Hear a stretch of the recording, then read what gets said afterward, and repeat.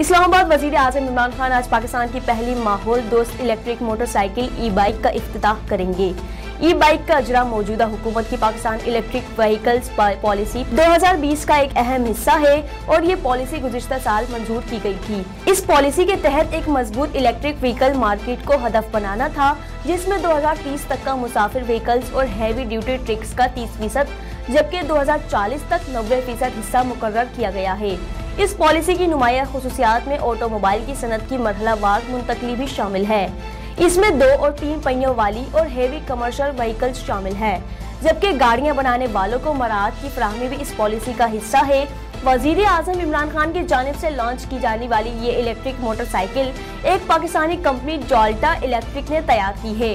ये e bike JE17, JE70L, JE70D, JE700L, JE150, JE125L motorcycle, JE scooty और JE sport समेत मुख्तलिफ models में दस्तयाब होगी।